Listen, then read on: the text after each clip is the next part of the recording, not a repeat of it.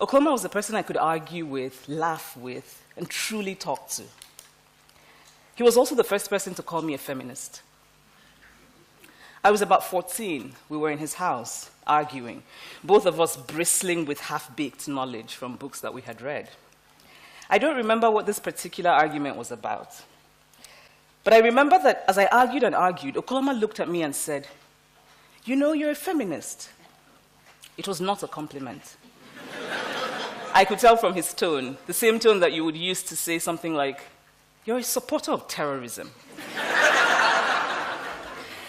I did not know exactly what this word feminist meant, and I did not want Okoloma to know that I did not know.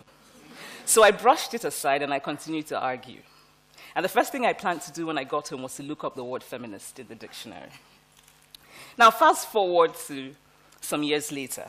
I wrote a novel about a man who, among other things, beats his wife and whose story doesn't end very well. While I was promoting the novel in Nigeria, a journalist, a nice, well-meaning man, told me he wanted to advise me. And for the Nigerians here, I'm sure we're all familiar with how quick our people are to give unsolicited advice. He told me that people were saying that my novel was feminist, and his advice to me, and he was shaking his head sadly as he spoke, was that I should never call myself a feminist because feminists are women who are unhappy because they cannot find husbands. So I decided to call myself a happy feminist.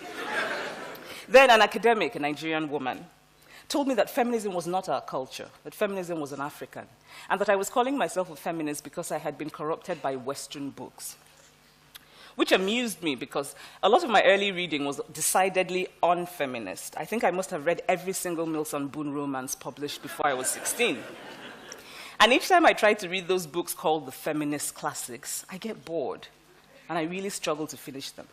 But anyway, since feminism was un-African, I decided I would now call myself a happy African feminist. At some point, I was a happy African feminist who does not hate men and who likes lip gloss and who wears high heels for herself but not for men. Of course, a lot of this was tongue-in-cheek, but that word feminist is so heavy with baggage, negative baggage.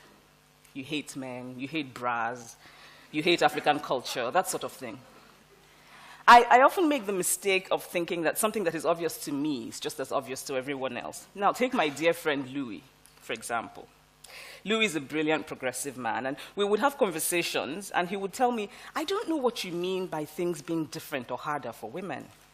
Maybe in the past, but not now." And I didn't understand how Louis could not see what seemed so self-evident. Then one evening in Lagos, Louis and I went out with friends. And for people here who are familiar with Lagos, there's that wonderful Lagos fixture, the sprinkling of energetic men who hang around outside establishments and very dramatically help you park your car. I was impressed with the particular theatrics of the man who found us a parking spot that evening. And so as we were leaving, I decided to give him a tip. I opened my bag, put my hand inside my bag, brought out my money that I had earned from doing my work, and I gave it to the man.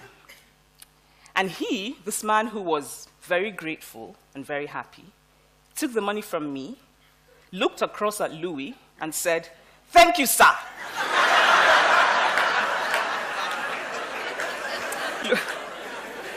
Louis looked at me, surprised, and asked, "Why is he thanking me? I didn't give him the money." Then I saw realization dawn on Louis's face. The man believed that whatever money I had ultimately come from Louis, because Louis is a man. Now, men and women are different. We have different hormones, we have different sexual organs, we have different biological abilities. Women can have babies, men can't. At least not yet. Men have testosterone and are, in general, physically stronger than women. There's slightly more women than men in the world. About 52% of the world's population is female. But most of the positions of power and prestige are occupied by men.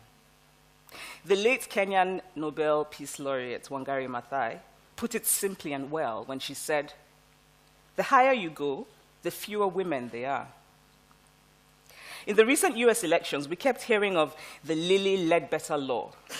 And if we go beyond the nicely alliterative name of that law, it was really about a man and a woman doing the same job, being equally qualified, and the man being paid more because he's a man. So in a literal way, men rule the world. And this made sense 1,000 years ago. Because human beings lived then in a world in which physical strength was the most important attribute for survival. The physically stronger person was more likely to lead. And men in general are physically stronger. Of course, there are many exceptions. But today we live in a vastly different world. The person more likely to lead is not the physically stronger person. It is the more creative person, the more intelligent person, the more innovative person. And there are no hormones for those attributes. A man is as likely as a woman to be intelligent, to be creative, to be innovative. We have evolved, but it seems to me that our ideas of gender have not evolved. Some weeks ago, I walked into the lobby of one of the best Nigerian hotels. I thought about naming the hotel, but I thought I probably shouldn't. And a guard at the entrance stopped me and asked me annoying questions. Because the automatic assumption is that a Nigerian female walking into a hotel alone is a sex worker. And by the way, why do these hotels focus on the ostensible supply rather than the demand for sex workers? In Lagos, I cannot go alone into many reputable bars and clubs. They just don't let you in if you're a woman alone. You have to be accompanied by a man. Each time I walk into a Nigerian restaurant with a man, the waiter greets the man and ignores me. The waiters are products. And there's some women who are like, yes, I thought that. The waiters are products of a society that has taught them that men are more important than women. And I know the waiters don't intend any harm, but it is one thing to know intellectually and quite another to feel it emotionally. Each time they ignore me, I feel invisible. I feel upset. I want to tell them that I am just as human as the man, that I am just as worthy of acknowledgement. These are little things, but sometimes it's the little things that sting the most.